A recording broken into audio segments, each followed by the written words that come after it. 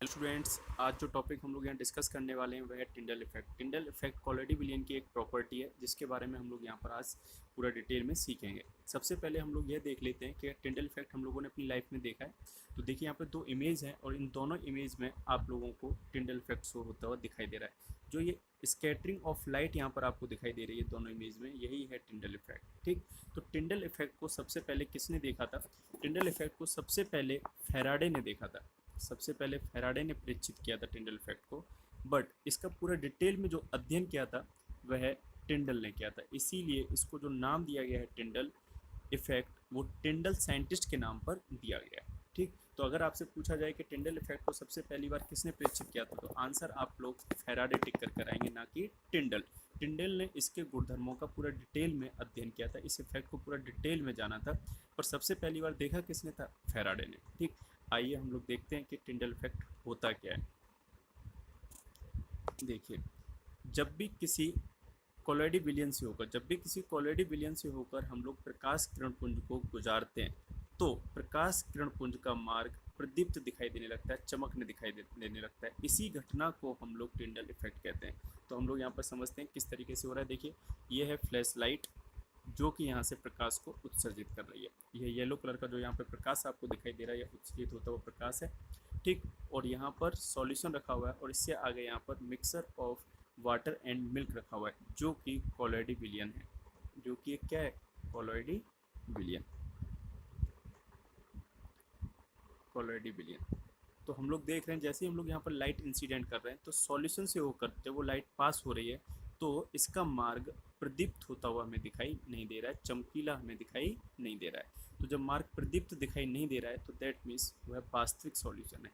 पर यहाँ पर हम लोग बिल्कुल क्लियर कर देख पा रहे हैं कि यहाँ पर मार्ग जो है प्रकाश का वह प्रदीप्त हो रहा है, और हम लोग कहेंगे कि यहाँ पर टिंडल इफेक्ट शो हो रहा है। किसके द्वारा शो किया जा रहा है? वो कोलोइडी विलयन के द्वारा। पर ट्रू सॉल्यूशन, वास्तविक सॉल्यूशन के द्वारा यह प्रदर्शित नहीं किया जाता। तो यह घटना वास्तव में किसकी है? कोलोइडी विलयन की। तो अगर हम लोग बात करें 12th स्टैंडर्ड की, तो 12th स्टैंडर्ड में हम लोग केवल इतने डायग्राम से काम नहीं चला सकते हैं, ये केवल नए स्टैंडर्ड के लिए ठीक है। तो 12th स्टैंडर्ड में आप लोगों को यह डायग्राम बना कराना है। तो सबसे पहले इस सेटअप को हम लोग समझ लेते हैं, क्या सेटअप हम लोगों ने यहाँ पर तैयार किया। सबसे पहले तो एक हम लोगों ने यहाँ पर ये लाइट सोर्स लगा रखा है, लाइट सोर्स जो कि लाइट को क्या करेगा? इमिट करेगा। उससे आगे एक लेंस लगा रखा है, और जो लेंस है वो कॉन्वेक्स लेंस है। कॉन्वेक्स लेंस का काम होता है जो लाइट होती है उसको कन्वर्स करना, जो लाइट होती है उसको कन्वर्स करना। ठीक, तो लाइट को कन्वर्स करने का काम होता है, दैट मीन्स लाइट को इकट्ठा करना, पुंजित करना।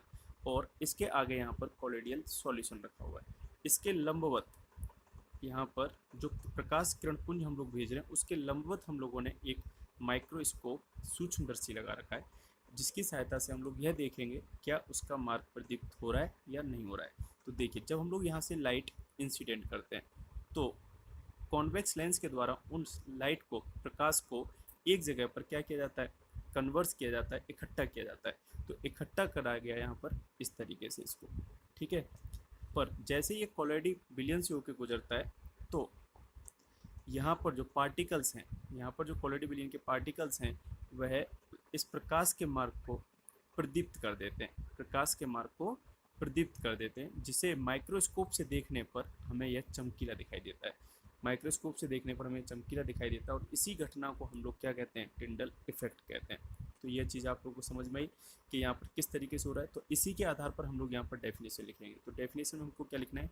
जब भी किसी प्रकाश किरण पुंज को कोलोइडी सॉल्यूशन से होकर गुजारा जाता है, कोलोइडी सॉल्यूशन से होकर गुजारा जाता है, तो इसके मार्ग को, किसके मार्ग को? प्रकाश के मार्ग को लंबवत दिशा में, प्रकाश के मार्ग को लंबवत दिशा में देखने पर इसका पथ कैसा दिखाई देता है? हमें चमकीला दिखाई देने लगता है, प्रदीप्त दिखाई देने लगता है। इस घटना को टिंडल इफेक्ट कहते हैं। देखिए, ये डेफिनेशन आपकी यहाँ पर लिखी हुई है।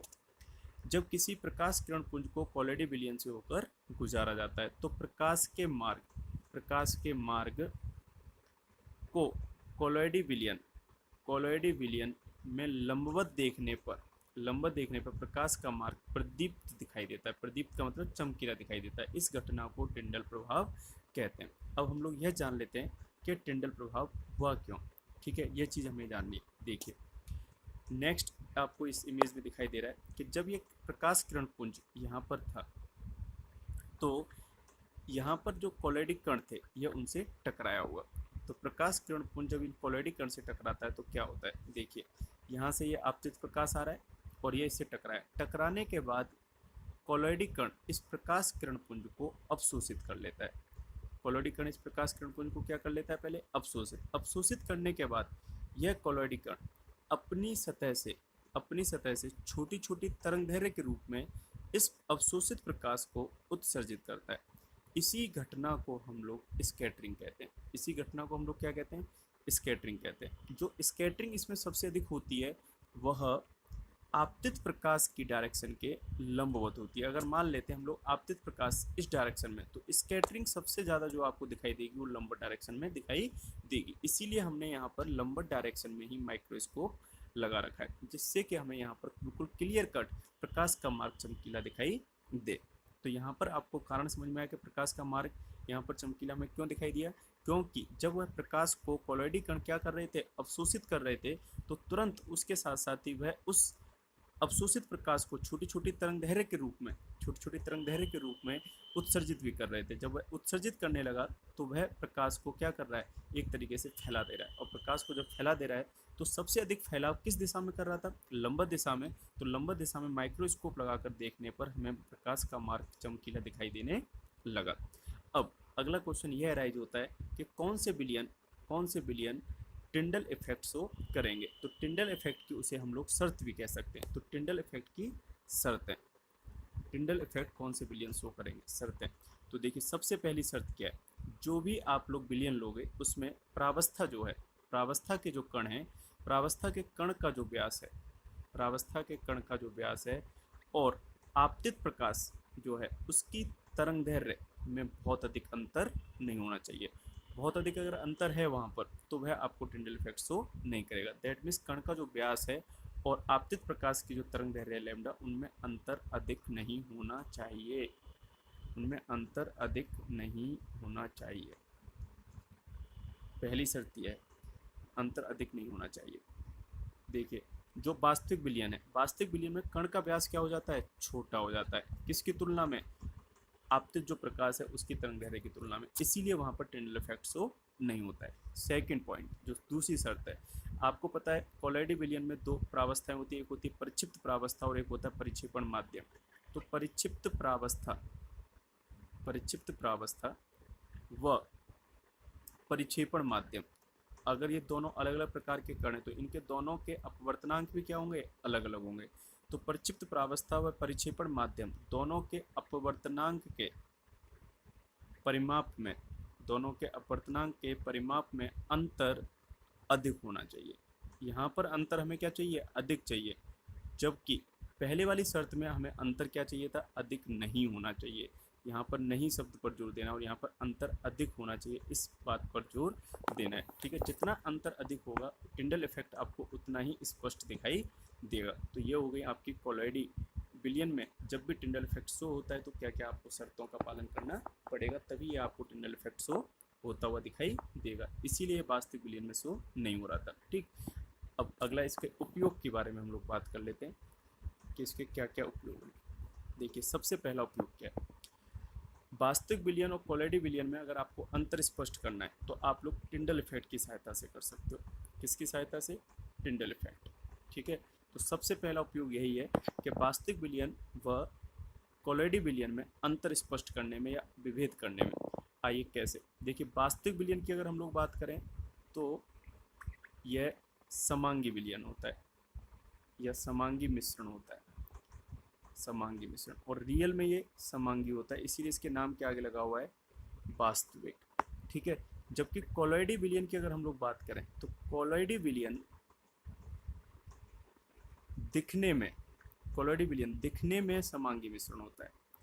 कोलॉइडी बिलियन दिखने में समांगी मिश्रण और वास्तव में ये विषमांगी होता है, तो देखिए यहाँ पर हमारे को अगर हम लोग देखेंगे, अगर दोनों बिलियन हमको दे रखे हैं, कोलॉइडी बिलियन भी दे रखा है और वास्तविक बिलियन भी दे रखा है, तो दिखने में हमें ऐसा लग रहा है कि कोलॉइडी बिलियन भी कैसा है, समांगी है, और वास्तविक बिलियन भी कैसा समांगी, देखकर आप लोग अंतर स्पष्ट नहीं कर पा रहे। तो फिर हम लोगों को क्या करना पड़ेगा, हम लोगों को टिंडल इफेक्ट देखना पड़ेगा कि भाई कौन सा बिलियन हमारा टिंडल इफेक्ट शो कर रहा है। अगर 1 बिलियन ने टिंडल इफेक्ट शो कर दिया और 1 बिलियन टिंडल इफेक्ट शो नहीं कर रहा है, तो जो शो नहीं कर रहा है वो क्या होगा, आपका वास्तविक बिलियन, और जो शो कर रहा है वह आपका क्या हो जाएगा, कोलॉइडी बिलियन। क्लियर है पॉइंट। तो इसकी सहायता से हम लोग वास्तविक बिलियन और कोलॉइडी बिलियन में अंतर स्पष्ट कर पाते हैं, क्योंकि क्योंकि जो कोलॉइडी बिलियन होता है उसके कणों का साइज बड़ा होता है, उसके कणों का साइज बड़ा होने के कारण वहाँ पर वह लाइट को स्कैटरिंग कर पाता है, लाइट की स्कैटरिंग कर पाने के कारण ही वहाँ पर आपको टिंडल इफेक्ट शो होगा। चलिए दूसरा उपयोग जो है वह क्या है, कोलॉइडी बिलियन में कणों की संख्या ज्ञात करने में, कोलॉइडी बिलियन में कणों की संख्या ज्ञात करने में, कणों की संख्या ज्ञात करने में, ठीक, कणों की संख्या ज्ञात करने में। अब देखिए कोलॉइडी बिलियन में कणों की संख्या कैसे ज्ञात करेंगे। अभी हम लोगों ने बात की थी कि कोलॉइडी बिलियन में जब हम लोग लाइट गुजारेंगे तो वहाँ पर उपस्थित जो कण हैं वो क्या करने लगते हैं, स्कैटरिंग करने लगते हैं। जब स्कैटरिंग करेंगे तो वह बिल्कुल आपको इस तरीके से दिखाई देंगे जैसे आकाश में तारे, जैसे आकाश में आपको तारे चमकते हुए दिखाई देते हैं, बिल्कुल उसी तरीके से आपको कोलॉइडी बिलियन में कोलॉइडी कण चमकते हुए दिखाई देंगे। तो जब ये हमें चमकते हुए दिखाई देंगे तो इनकी संख्या को हम लोग आसानी से क्या कर सकते हैं, गिन सकते हैं। वास्तव में इस तरीके से आप लोगों को कोलॉइडी कणों की संख्या ही पता चलेगी, ना कि उनका आकार और आकृति, क्योंकि हमें केवल वहाँ पर जो स्कैटरिंग हो रही है वह दिखाई देती है, ना कि कोलॉइडी कण दिखाई देता है, जिसके कारण उस चमक से हम लोग केवल कोलॉइडी कण की संख्या कैलकुलेट कर पा रहे हैं, ना कि उसका आकार देख पा रहे हैं या फिर उसकी आकृति कैसी है उसे देख पा रहे हैं। ठीक, तो इस तरीके से हमने देखा कि भाई टिंडल इफेक्ट के दो उपयोग हैं। सबसे पहला उपयोग हमने कौन सा बताया था, बताओ, वास्तविक बिलियन व कोलॉइडी बिलियन में विभेद करने में, और दूसरा है कणों की संख्या ज्ञात करने में। इस तरीके से आपका यह टॉपिक टिंडल इफेक्ट कंप्लीट हो गया। ठीक, और एक बार हम लोग इसे समराइज कर लेते हैं क्या क्या हम लोगों ने सीखा। सबसे पहला क्वेश्चन पूछा जाएगा आपसे कि टिंडल इफेक्ट सबसे पहले किसने प्रेक्षित किया, सबसे पहले किसने देखा, तो आपका आंसर आएगा फैराडे, आपका आंसर आएगा फैराडे। टिंडल इफेक्ट को पूरा विस्तृत तरीके से किसने डिस्कस किया, तो यह आंसर आएगा आपका टिंडल। टिंडल ने सबसे पहली बार इसे पूरा डिटेल में अध्ययन किया और हम लोगों को बताया। ठीक, सेकंड पॉइंट, अब आपसे पूछा जाएगा वास्तविक बिलियन टिंडल इफेक्ट शो करता है, आप लोगों का आंसर जाएगा नहीं, वास्तविक बिलियन टिंडल इफेक्ट शो नहीं करता। क्या कोलॉइडी बिलियन टिंडल इफेक्ट शो करता है, यस, कोलॉइडी बिलियन टिंडल इफेक्ट शो करता है। तो अब हम लोगों को कोलॉइडी बिलियन अगर टिंडल इफेक्ट शो करता है तो हमें यह जानना होगा कि भाई किस तरीके से यहाँ पर टिंडल इफेक्ट शो होता है। तो इसकी हमें डेफिनेशन क्लियर होनी चाहिए। जब भी किसी कोलॉइडी बिलियन से प्रकाश किरण पुंज गुजारा जाता है तो कोलॉइडी बिलियन में प्रकाश किरण पुंज के मार्ग को देखने पर, प्रकाश किरण पुंज के मार्ग को लंबवत दिशा में देखने पर वह प्रदीप्त दिखाई देता है, वह प्रदीप्त दिखाई देता है। इस घटना को हम लोग टिंडल प्रभाव कहते हैं। ठीक, अगला, अब हम लोगों को टिंडल इफेक्ट की शर्तों के बारे में बात करनी होगी। टिंडल इफेक्ट की दो शर्तें थी कि भाई कणों का जो व्यास होना चाहिए, कणों का जो व्यास होना चाहिए वह जो आपतित प्रकाश है उसकी लैम्डा, आपतित प्रकाश की जो लैम्डा है उससे बहुत अधिक नहीं होना चाहिए। इसका मतलब क्या है, दोनों में अंतर ज़्यादा नहीं होना चाहिए, दोनों सेम कोटि के होने चाहिए। कणों का व्यास और लैम्डा दोनों सेम कोटि के होने चाहिए, ये चीज़ हमें ध्यान रखनी है। दूसरा, जो वहाँ पर परिक्षिप्त प्रावस्था है और परिक्षेपण माध्यम है, परिक्षिप्त प्रावस्था और परिक्षेपण माध्यम दोनों के अपवर्तनांक में अंतर अधिक से अधिक होना चाहिए। अंतर जितना अधिक होगा दोनों के अपवर्तनांक में, उतना अच्छा आपको टिंडल इफेक्ट शो होगा। ठीक है, तो ये हो गई आपकी टिंडल इफेक्ट की शर्तें। और अगला पॉइंट था आपका कि भाई इसके उपयोग क्या है। तो उपयोग में मैंने आपको बताया वास्तविक बिलियन और कोलॉइडी बिलियन में विभेद करने में, और दूसरा है आपका कणों की संख्या ज्ञात करने में, कोलॉइडी बिलियन में कणों की संख्या ज्ञात करने में। तो मुझे लगता है टिंडल इफेक्ट से संबंधित जितने भी आपके डाउट्स रहे होंगे वो सब यहाँ पर क्लियर हो गए होंगे। Thank you.